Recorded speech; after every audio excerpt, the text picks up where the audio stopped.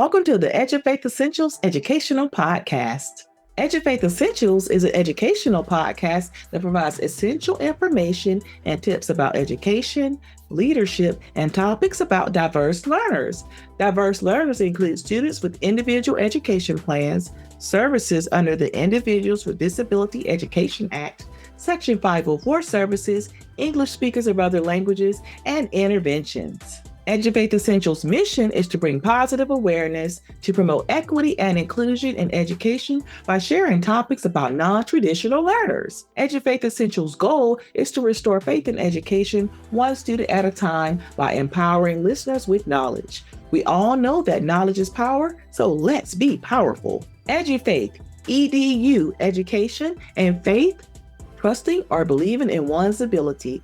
EduFaith would love for you to join our family, so subscribe at www.edufaithconsulting.com and make sure you subscribe to the EduFaith Essentials YouTube page. I'm your host, Dr. Nakia. Thank you for joining me today. As always, sending you good vibes, love, peace, and happiness. Today's episode is titled, It Takes a Village, Parent-School Communication. Let's launch this episode with our EduFaith Essentials Inspirational Story, Making Moves.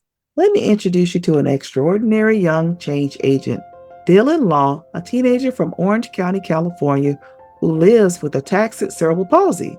From an early age, Dylan experienced significant tremors in his upper limbs, making simple tasks such as drinking water or riding challenging. However, he refused to let those obstacles hold him back. At age 14, Dylan envisioned a brace to help kids like him manage their tremors, something lightweight and adjustable. Instead of waiting for others to create a solution, he took action. Teaming up with neurologists at Children's Hospital and biomedical engineering students at UC Irvine, they've developed the Move D brace, which stands for Move Dylan. This innovative tool helps anyone with upper body tremors move more confidently and freely. The Move D isn't robotic or electric. It uses clever mechanical design to provide support and reduce tremors. Tested with students facing similar challenges, the results were impressive. What's truly inspiring is that Dylan is not just a user, but a co-inventor on the patent. He uses voice and experience to make the difference for himself and others. Now produced by Orthopediatrics, Move D has gained national attention from research journals, and it also started a bold question for Dylan: what if there was something better? Let his story remind us that every person has something valuable to contribute, and sometimes they're not just learning, they're leading. Kudos to you, Dylan Law, and your Move D invention. I'm so proud of the progress that you made and the innovation that you had to be a change agent at this young age. Congratulations, and I will have this story on the EduFaith Essentials YouTube page. What a great story. Go, Dylan. Now let's shift to our dates to remember for the month of September. September is Alopecia Awareness Month, Childhood Cancer Awareness Month, Lymphoma Awareness Month, National Guide Dog Month, National Hydrocephalus Awareness Month, National Suicide Prevention Month, Orthotic Tremor Awareness Month, Pain Awareness Month, Polycystic Ovary Syndrome Awareness Month, Prostate Cancer Awareness Month, Spinal Cord Injury Awareness Month, Thyroid Cancer Awareness Month, and World Alzheimer's Month globally. When we take a look at the dates to remember for the month of September, September 2nd is Labor Day, September 7th is Duchenne Muscular Dystrophy Awareness Day, September 7th is also yours truly birthday. Yes, it's Dr. Nakia's birthday on September 7th. Happy birthday to me. September 8th is International Literacy Day. September 8th is also National Grandparents Day. Hug those grandparents. September 9th is International Fetal Alcohol Syndrome Spectrum Disorder Awareness Day globally. September 11th is 9/11 Remembrance Day. September 13th is Celiac Disease Awareness Day. September 15th kicks off Hispanic Heritage Month, which begins September 15th to October 15th. September 15th is also World Lymphoma Awareness Day, Hodgkin's Lymphoma globally. September 17th is International IT Professionals Day globally. September 18th is National HIV and AIDS and Aging Awareness Day. in the United States. September 18th is National Backpack Awareness Day. September 20th is Usher Syndrome Awareness Day globally.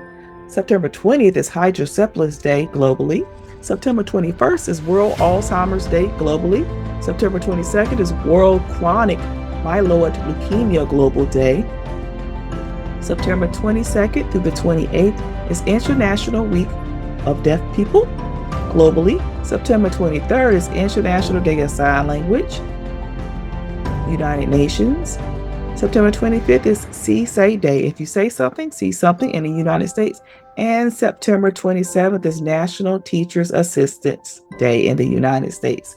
September is a busy month. Let's celebrate the month of September, recognizing Hispanic Heritage Month, recognizing my birthday, remembering those in 9/11, and celebrating our grandparents, among other things. And all those dates will be on the Educate Essentials website. So go there and look at those dates and let's celebrate inclusion. Now it's time for Essential News. We're still catching up on stories from the summer. So the first story is Civil Rights Enforcement slows amid layoffs at the U.S. Department of Education.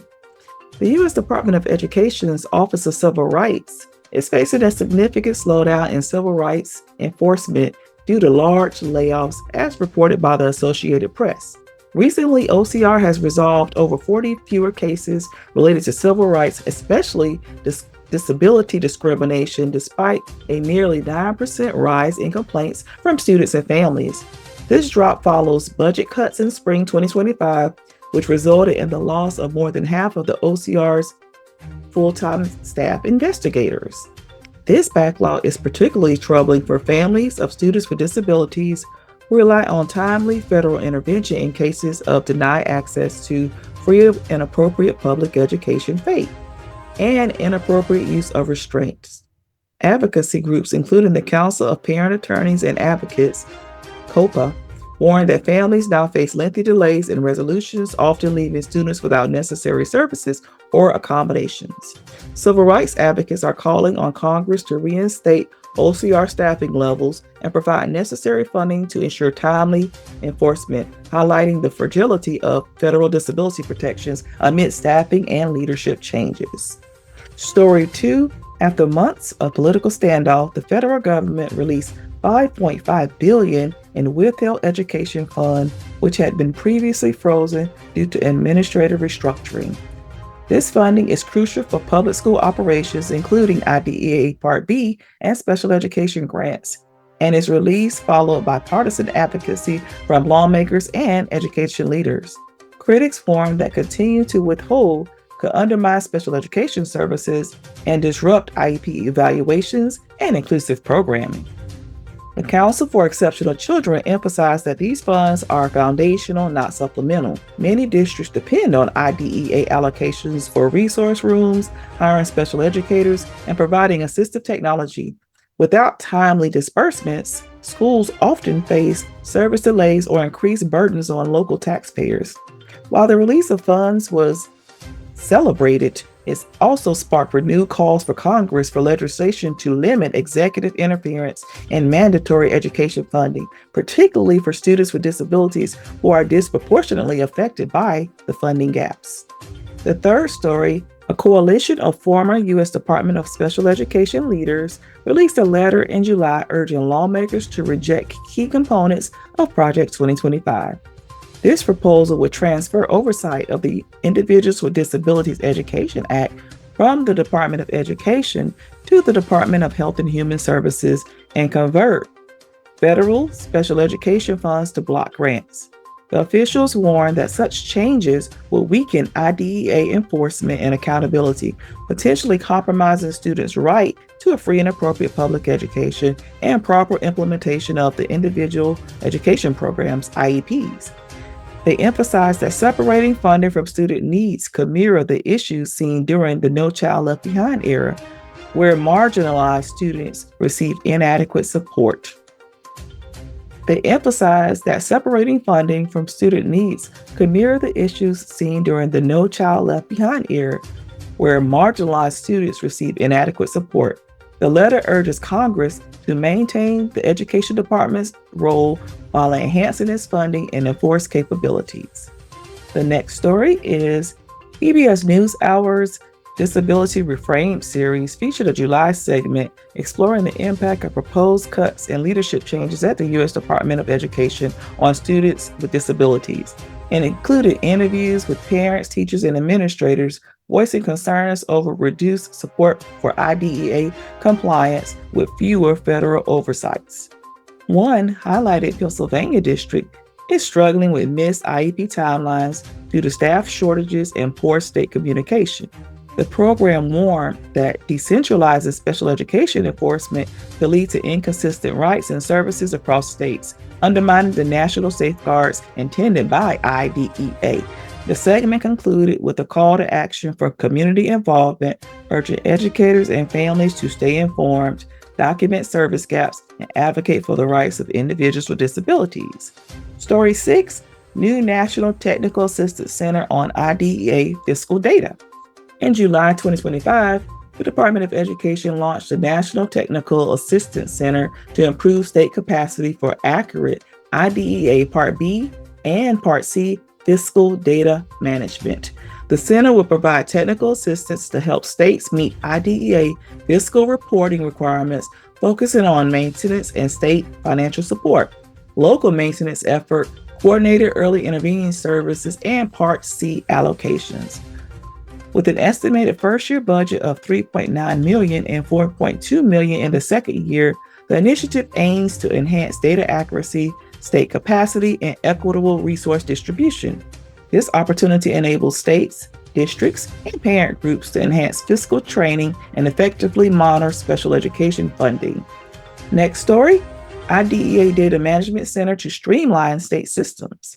In July 2025, the department announced a notice for applications to the IDEA Data Management Center, which aims to integrate Part B and Part C IDEA data into state longitudinal data systems. With $2 million in funding, the center will enhance data collection and analysis, enabling states to use quality data for improving interventions for children with disabilities. By embedding IDEA indicators into state data frameworks, stakeholders can track progress and align early interventions with K-12 programming, providing educators and advocates with reliable insights into statewide trends. Participation in the application process to foster collaboration and influence IDEA data practices. And the final story, OSEP's July update, differentiated monitoring and support DMS 2.0 reports. In July 2025, the Office of Special Education Programs released updated differentiation monitoring and supports DMS 2.0 reports for all states under IDEA Parts B and C. These reports highlight compliance findings, corrective steps, and technical assistance options, reflecting the federal government's commitment to support or reduce oversight based on performance. For state special education teams and advocates, this report provides transparency on compliance issues, including data inconsistencies and gaps in transition planning. States identified for targeted DMS can seek OSEP support to create improvement plans, enabling advocates to enhance IDEA implementation in line with legal requirements and student needs. And that was a lot of essential news. And that is our essential news segment for the month of September. I will continue to keep you abreast, and all of those stories in the news link will be on the EduFaith Essentials YouTube page. And I'm also going to start adding those to the EduFaith Consulting site as well on the announcements and news page. And that is it for our essential news. Now it's time for essential knowledge. For today's essential knowledge, I want to continue the momentum of the back to school and getting ready for back to school. And one thing that I really feel that is important as we start back to school and get into the season and the groove of the school year is to talk about the importance of parent-school communication. Chapter 8 of my Essential Tips for Parents book, a resource for parents of students with disabilities, is all about it takes a village and the power of a homeschool partnership. What I want to do today is highlight that chapter of the book and provide some information and background to help support parents, educators, and leaders about the importance of that homeschool communication, homeschool partnership, because it really does take a village and a community to help empower parents, educators, and leaders being one and working as one to support students. And that's going to be the key to success throughout this year and every year. The first part I want to highlight is the parent's role. And as a parent, you're the first teacher and you're your child's fierce advocate. Parenting is a sacred lifelong role. I know this firsthand. I'm both an educator and a mother of a child with a disability. At times, those roles can feel like walking on a tightrope. And in the book, I talk about my son, Alex. And when he started third grade, it was a big transition because we shifted schools. And despite my professional role, at this time, I was a special programs director and I worked at the same school. And in that, I started school and I tried to email the teacher and provide a copy of his IEP and be really proactive.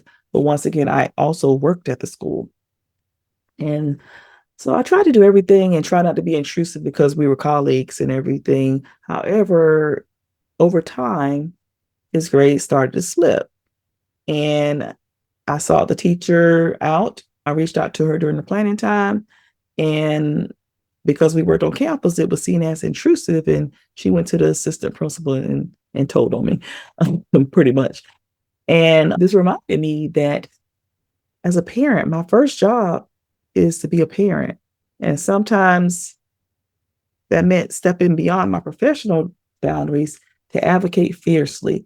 And I'll tell you that story not to tell you to overstep boundaries. That wasn't my goal of all this. But the goal was that I was a parent first. And as parents, we have to fiercely advocate for our children by any means necessary, but also want to remain professional. The goal and what I learned from this is that communication and collaboration between home and school is not just helpful, it's essential. And what happened with my story, and I'll go into the book excerpt a little bit further, is she went and she mentioned what happened to the assistant principal. The assistant principal came to talk to me, and I explained to her, look, I'm a parent first, and I'm not trying to overstep, but he is failing and his needs are not being met. And by the time we left that meeting, she and I both were in tears, and she had a conversation with that teacher, and then we scheduled a conference, and his dad came, and we all had a conference, and we were able to get on one accord. And as I mentioned, the takeaway was the importance of communication and collaboration. And this would have happened if I did not work at the school. I would have continued to email, I would have reached out, I would have tried to come to the school and do whatever I can within my parenting power to make sure that my son is successful, because I did not want him to fall behind. So let's go ahead and dive into some of the research and what it really means to have that communication and how important it is and how it's often lacked to student achievement. What I learned is that communication and collaboration between home and school are not just helpful, they're essential. Research from the National Education Association and the U.S. Department of Education tells us that parent involvement, regardless of the income or education level, is strongly correlated with better academic outcomes. Whether that involvement is home-based, like helping with homework, or school-based, like attending meetings, it makes a difference. Epstein's 6 frameworks of parent involvement offer a roadmap: parenting, communication, volunteering, learning at home, decision-making, and community collaboration. Schools that actively foster and create a culture where students with disabilities and learners thrive often have that roadmap and often have that way where parents of students with disabilities can come in and help support. And that all increases parent involvement, increases student achievement. It also fosters that inclusive culture. When we think about the teacher and parent relationship, teachers, you're the heart of the village. Teachers spend more time with children than almost anyone outside the family. That relationship is powerful. Research by Rosenthal and Jacobs showed that teacher perceptions significantly impact student achievement. For students with disabilities, a collaborative and trusting teacher relationship can even help overcome many negative experiences. If your child had a negative experience in the past, that one great teacher can change the trajectory of that child's educational outcome, that educational outlook, that education environment, one great teacher. And I hope we all have one great teacher that we can remember. For parents, that means building a respectful, diplomatic partnership with your child's educators. Advocate when necessary, but always with tact and clarity. And remember, teachers want the best for your child too. They're humans. So we all have to have the same goal and make sure that we're coming together on one accord. Let's shift and talk a little bit about school leadership and inclusive education. The village starts at the top. School leaders shape the culture that either supports or hinders inclusive practices with family involvement. Leaders who understand IDEA and the needs of students with disabilities are critical in fostering environments where parents feel welcome and heard. As a parent, it is important to build relationships, not just with the teachers, but with principals, counselors, and other school personnel. Being proactive and connected with the entire school community strengthens that village. And here are some essential tips for parents, educators, and leaders. And the first thing, I want to provide a few tips for everyone. The first one is essential tips for fostering parent-school relationships. And then I'm going to go ahead and break down essential tips for parents, for leaders, and educators. And then I'm going to read a section of the book that kind of provides some context with what I'm saying and ties everything. Always start by addressing the concerns directly with the teacher in writing. This is for parents. Parents, always address your concerns in writing, and teachers always respond back in writing. Communicate regularly and be consistent and respectful. Try to communicate with the teachers regularly. Keep that communication open, even when the child goes up into their high school years. I noticed through my experience that once students get older, we tend to feel like they don't need us, and they really still need us. They need us more. So make sure that you stay connected, that you communicate with the teachers respectfully and frequently to find out what's going on with your child. So you're not blindsided by anything, any grades, you stay abreast. Make sure you find out what platform they're using and check those grades, and just try to be really intentional with that. Get involved beyond IEP meetings. So make sure you attend some school events, volunteer on some committees, the PTSA, parent committees, whatever you can do to be involved and go into games and just being a part of that community, getting to know the principal, getting to know the teachers, and just pushing in. The more you're tapped in, the better connected you'll be and your child will be. And then keep detailed records of communications and meetings. And this can go for parents, leaders, and educators. You want to make sure that you're keeping record of what you're doing. And I know I've seen parents have binders. You might even have a binder or a file for your student. I used to have a file for my son with all this communication and print out everything. But you want to make sure that everyone is keeping detailed records. So if time comes, you have the necessary documentation. And then finally, remember, as a parent, you're the strongest advocate for your child. So stand firm and be diplomatic. You want to be intentional. You want to be smart. You don't want to go in there firing off and being intrusive, but you want to remain tactful and say what you mean, be respectful, and be firm to make sure that you advocate for your child. And then teachers, same thing. You want to remain student-centered and remain professional, because it's not about us. It's about the child. All right, so now I'm going to break down some essential tips for parents. Tip 1 for parent: establish trust early and with authenticity. Introduce yourself at the beginning of the school year. Share important insights about your child's strengths and needs.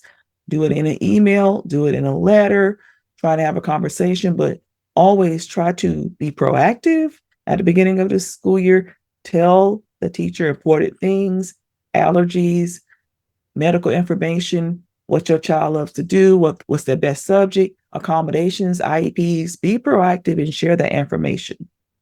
The second tip for parent is to maintain that consistent two-way communication.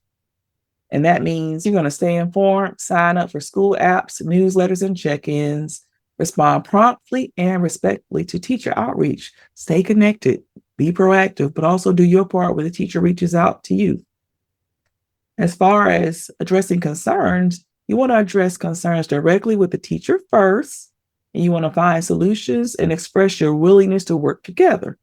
If that doesn't work, then go up the rank. But always try and go to the teacher first. Go to the source first, because a lot of times you can combat a lot of things, and it can be an in-house direct discussion and an understanding between you and the teacher. And then if you feel like you're not getting a resolution, then you might want to move up the ranks and go and talk to the assistant principal or the principal. But try to always go to the teacher directly first, because that's the person that's teaching your child. And that's the person who's going to really be able to give you the answer. Unless it's something that's just really imperative that you have to talk to the principal and you don't feel comfortable talking to the educator. The next thing for parents is to attend events as much as you can and ask for an alternative way to contribute, such as virtual meetings. We have a lot of Zoom meetings now, so you can still be connected even if you can't physically make it to the school.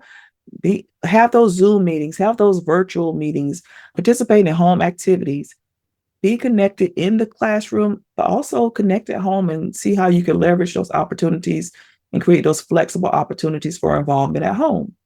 And then number 5 for my parents, focus on a shared goal for the child's success, your child's success. Remember, you are the expert on your child. You are your child's first teacher, and your input is vital and essential. However, collaboration is a two-way street that requires listening as well. So those are my tips for parents. So parents, take note of those tips. I'm going to recap them one more time for you.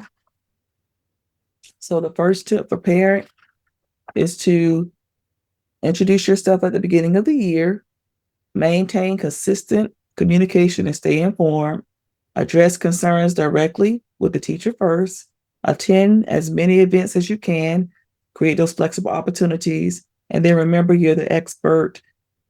Collaborate, make sure you provide that two-way street and that you're listening as well because you're the expert.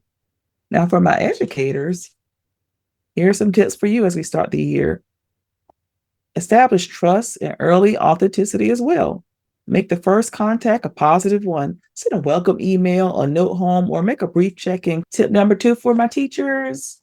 Educators use various formats, emails, texts, and apps, and folders to share updates, not just during IEP meetings or when problems arise, always. So have that proactive communication, newsletters, emails, Remind 101, whatever types of things you're using teachers to be proactive and foster communication before problems arise. Be proactive, communicate clearly and often.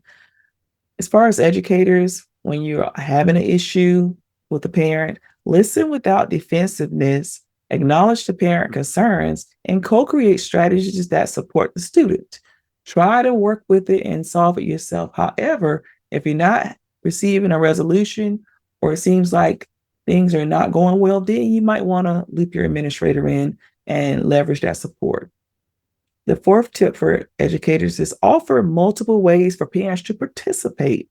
Having those early morning or evening events, take home kits, having those Zoom calls, Zoom check-ins, online engagements. So offer different ways for parents to participate, especially for parents who may be working and can't come into the school building. And then number 5, recognize the parent's role as a lifelong advocate. Align your efforts with the family's hopes and goals. You all want to come together and have a common goal for the school year to help support the child. So let's get together, use the parent's expertise on their child, and merge those together to create a successful plan and partnership throughout the year. So for my educators, reviewing the tips one more time, make the first contact a positive one, send a welcome email. The second one is maintain consistent communication and use various formats to communicate with parents before IEP meetings or before problems arise. Listen without defensiveness. Offer multiple ways for parents to participate. Leverage different ways, early morning events, take home kits, online engagement. Recognize the parent's role. And then teachers also make sure that you familiarize yourself with that student's IEP or Section 504 plan or whatever type of plan they have. Make sure that you take some time to empower yourself and ask the question to parent. Good. And remember, use that time since the parent is the expert. Ask them questions if you're not really clear on something in regards to the Section 504, the IEP, or the English Language Learner Plan. Discuss things with the parent, leverage their expertise, and make sure that you tap in the ways that you can support your diverse learner or your Gen Ed student. Finally, my tips for leaders. These are all along the same lines. So for my leaders, you want to also establish that trust and create a school culture where family input is valued by modeling inclusive and welcoming interactions with all families. You want all families to feel welcome. You want the school to foster inclusion and a positive message. That is all about your school culture, which would in turn increase student achievement.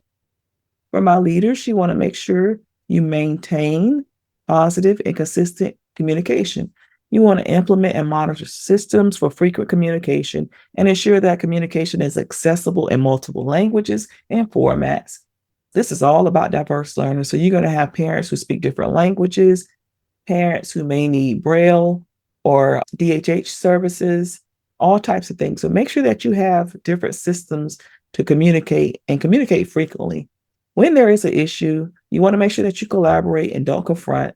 So leaders facilitate restorative dialogue when trust is broken and reinforce protocols that prioritize the student's well-being above all else.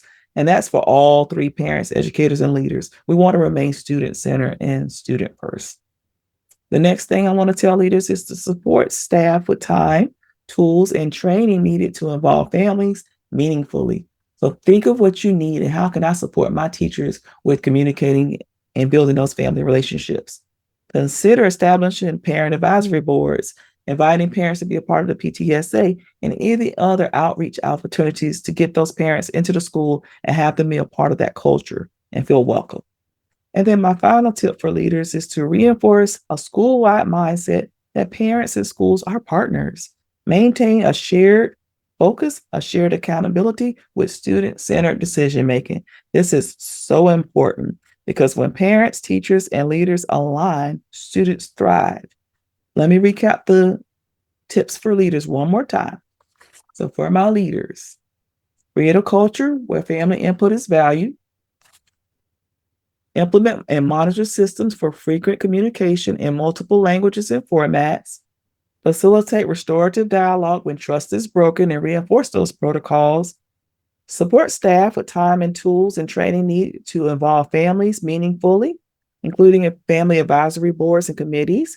And then reinforce a school-wide mindset with parents and schools are partners. All of those tips are there for parents, educators, and leaders. And when we all work together, that's how we foster and create that village approach, which promotes positive school culture, as I mentioned, and student achievement. Now I want to read a book excerpt for today, and I want to take a few chapters out of my book, Essential Tips for Parents, and read some of the It Takes a Village chapter. While writing this chapter, I must admit that I straddled the fence because I'm an educator working with students with disabilities. However, I'm also a parent of a child with a disability. I've had to walk the line of an educator and parent working with my colleagues and coworkers throughout my career. When the chips were down, Alex was my baby, so parenting became my first priority with all due respect. Jobs will come and go, but parenting is forever, and that little human came from my body, so although a job provides income, parenting is irreplaceable. Alex will have one mother, and parenting trumps everything. I recall a time when Alex was in third grade and I was a special programs director in a K-12 charter school district at the time. I recall a time when Alex was in third grade. I was a special programs director in a K-12 charter school district at the time. The new job allowed Alex to attend the school where I work. However, I was in a leadership role. Alex's educational struggles stabilized, resulting in a successful year with his two teachers. He received support from both of his teachers in second grade, and I was pleased with his progress, but hesitant about changing schools. However, I went with it as his mom. As he entered third grade, it was calm for about 2 weeks. As a parent, I'm an expert on my child, so I knew that there would be some transition challenges and adjustment. And as his parent, I had to double down and have that consistent communication to the teacher. I emailed the teacher and received very little feedback. Since I worked at the school, I tried to physically stop by and try and communicate with her after school to tell her that I needed support and to tell her about some assignments and I asked for some assignments to reinforce at home. I knew that Alex would fail miserably without that communication and that reinforcement. I know that educators are busy and have other students to tend to, but as a parent, my concern was my child, and I tried my best to balance and consider that it was a new school year and the teacher needed time to get to know her students. As his parent, I hope that my forward input will help her with his transition and provide the opportunity to intervene before he failed or was behind. After unsuccessful attempts, I had his dad intervene. I asked him to try since he was a parent and not an employee. He was unsuccessful too. It was 4 weeks into the school year and progress reports came out. Alex had straight F's and D's. I was so upset and embarrassed. I thought, here we go again. I was a special education director and the parent of a child with a disability who was failing. The situation perplexed me because I knew this was coming based on Alex's previous experience. I had done my due diligence as a parent and had his dad communicate and intervene to offer collaboration and consistently express the need for open home and school communication to help Alex. Desperate, I went to the teacher during her planning period and tried to schedule a conference time to discuss Alex. After the meeting, the teacher went to the principal and told them I was being a helicopter parent and intruding on her instructional time. She mentioned that I was using my position and making her uncomfortable. The school principal came to me back to my office and mentioned that it happened and it mentioned I was intruding on the teacher's instructional time and using my position to access her unfairly.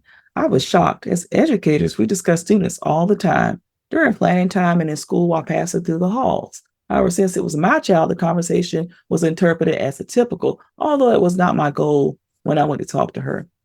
I broke down crying, and then I told the principal that his dad and I had tried to follow the protocols to communicate to set up a time with the teacher, but she was unresponsive and communicated very little. I also expressed that Alex's dad had tried to provide information regarding Alex's needs. We offered information to ensure a smooth transition, but all those attempts were unsuccessful. And that I went down during her planning and I had my emails to document my attempts. At the time, the mama bear came out and I told the principal that she needed to set up a time for us to talk to that teacher to develop a plan for Alex, and that I was a parent first. This job came second. And if I needed to quit this job to support my child, I would do it. But as long as there was something I can do, I could no longer sit back and allow my child to fail. How can we solve this as a colleague? By the time we left the meeting, the principal, she was in tears too, and she returned back to the teacher, and we scheduled a time to meet. The conference consisted of a special education case manager, speech pathologist, and dad, me, and the teacher and the assistant principal. We updated his IEP for current placement and devised a plan to provide additional support. Due to the increased consistent communication, the skills I reinforced at home, his transition became successful and his grades improved. As the African proverb says, it takes a village to raise a child. The village approach worked for Alex. I had to press in and intentionally use my parenting voice. I've always had to walk the fine line as a leader of students with disabilities and parent. I learned that separation of work and parenting worked best for me, and I could advocate for Alex better when he did not attend my school because I no longer had to worry about conflict or hurt feelings. Bottom line, I'm a parent first. However, he continued to work at the school where I was, and we worked out a plan. As a parent of a child with a disability, I develop partnerships with schools. However, I admit, based on my history and my past experiences with Alex, I remain closely guarded. Some parents may appear difficult, and trust me, in my line of work, I've seen my share of difficult parents, high maintenance, and unreasonable. But when I served in a professional role as a school leader, I often reflected and remembered my parent experiences with Alex, and I understood that some parents had reasons for their actions and their behaviors. I reflect on my parenting struggles. Empathy and cooperation go a long way as a parent and an educator. The best approach is the village approach with open communication and collaboration. Parents of students with disabilities face many challenges and obstacles, particularly in schools. The parent of children with disabilities have to deal with the involuntary circumstance of having a child that's different from what society perceives as normal. We have been dealt a difficult hand in life of a child with a disability. However, we are thankful for that opportunity. In schools, we often hear unkind things or experience setbacks through our educational careers and our parenting careers. As soon as we have things under control, we're thrown a curveball or obstacle. But our role as parent is to never give up on our child, because if we don't have a voice or advocate, who will? And then I go on to the chapter and I highlight some of the things that I mentioned. And I talk about the importance of relationships with parents and how that parent teacher involvement is very important. And so some of the things I want to clip from the book and from the chapter is OSHA discusses ways to collaborate with parents in schools. Schools should provide parents, one, access to the right to inclusion in decision-making processes. Two, parents need a voice to communicate where they are listened and heard throughout the process. And three, parents need some ownership. Parents need to agree and work with schools to contribute to any action plan affecting their child. And that was OSHA 1997. According to the National Education Association, parent, family, and community involvement in education correlate with higher academic performance and school improvement. Research cites that parent-family communication involvement is crucial in addressing the school dropout crisis. Strong school-family partnerships foster advanced educational aspirations and student motivation. The impact of parent involvement and student achievement is evident at all levels, regardless of the parent's education, family income, or background. The research shows that parent involvement affects minority students' academic achievement across all states. And that's from the National Parent Association, 2008, page 11. The U.S. Department of Education states that family involvement is more important to student success than parent education or income. Parent involvement consists of two subtypes, homeschool and school-based, and that's from Green et al.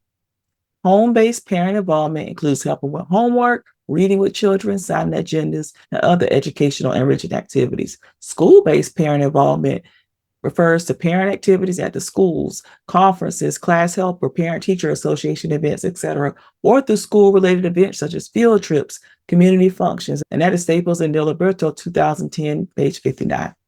And then I also mentioned the Epstein framework in this chapter. I'm just pulling out some nuggets for you. And I talk about how finding that fundamental opportunities for parents is really important. Schools often lack flexible options for parents to be involved. Schools often have events during school hours when parents are working or have to take time from work. The educator part of me understands that as educators, we want to make sure that we do things during the school day. However, we have to open up and have some after hours, evening, and Saturday events so we can have families attend beyond the school day and be creative with the opportunities that we provide with families and go beyond the school schedule sometimes with IEP meetings, PTSA meetings, any type of meetings. In closing, as I close out, I want to highlight the last part of the chapter where I close out and say, it takes a village, and that village or school should foster an inclusive culture for all students. As I close out most of the chapter for today, I want to leave one more snippet for you. And this is in regards to leadership and teachers. It does take a village, and that village or school should foster an inclusive culture for all students. The school climate starts with leadership. Lightwood 2005 states that the formal and informal school leaders help shape the nature of school culture and thus the heart of school improvements. Burns 1978 described followers and their leaders as aspiring to each other to achieve higher levels of morality and motivation, just as justice and equality, page 20. So when we close out, and as we think about the village approach, what parents can do, what educators and what leaders can do, the overall goal is to help support students and make sure that we foster an inclusive environment, because positive school culture will increase student achievement and just make the educational environment for students a positive experience. Building a strong village for your child education takes time and effort and sometimes tough conversations, but the payoff, a successful supported learner, is worth every step. And that is it for our essential knowledge. And I have read for you Chapter 7 of It Takes a Village. That book is available on Amazon. And as we read the book excerpt for today, I just want to remind you that all of my books are on Amazon. That was from Essential Tips for Parents of Students with Disabilities. But remember, I have various books on Amazon: Essential Tips for Leaders, Essential Tips for Educators, Essential Tips for Section 504 Coordinators. You can purchase those on Amazon. So let's level up and grab a book. And I have read to you essential tips for parents. Want a call to action before we close out and do our word of wisdom? It's for you to support EduFaith. Here's a link. Go to Buzzsprout, support EduFaith, call to action. If you like what you hear, support me and support EduFaith. We can build upon a community and go far, and I'll give you a shout out on the next podcast. Now let's shift to our words of wisdom, our quote for today, and it falls in line with the entire episode. If it takes a village to raise a child, it takes a whole agency to make a successful campaign. And that is from David Guerrero. Remember, we all have to work together to make sure that students have a positive, inclusive, and engaging learning environment. And that takes that village. And it's the parents, leaders, school personnel, educators. We all have to work together in a community to make sure that our students have a great year and that we continue to bring out the best in all of our students, despite obstacles, challenges, and anything that's going on. I want to encourage you to get essential and explore resources that truly support your journey in education, parenthood, and leadership. I've written a variety of books specifically designed for leaders, educators, parents, and Section 504 coordinators. Each one created to inspire action, build capacity, and strengthen impact. All of my books are available on Amazon and the EduFaith Consulting website. Be sure to follow me on Amazon under Dr. Nakia Simmons Cotton to stay updated on new releases and empowering content created just for you. We have essential tips for special education leaders, essential tips for educators, essential tips for Section 504 coordinators, and essential tips for parents. Now it's time to share. I enjoy connecting with listeners, offering advice, and answering questions, and share an inspirational story. I want to use this platform to share and care. Essential advice is your turn to ask for advice or share good news. The letters will remain anonymous and the stories will be featured on the podcast. Sharing is caring. Please email me at edufaithforall@gmail.com. That is EDUFAITH,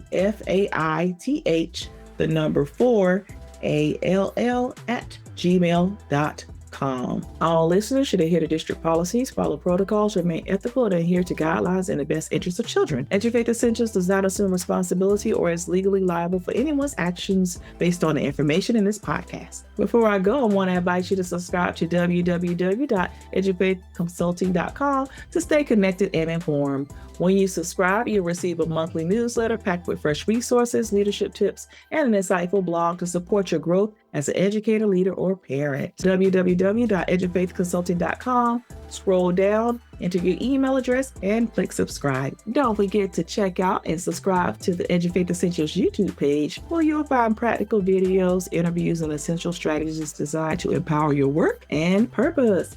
Let's grow together, stay connected, and stay equipped.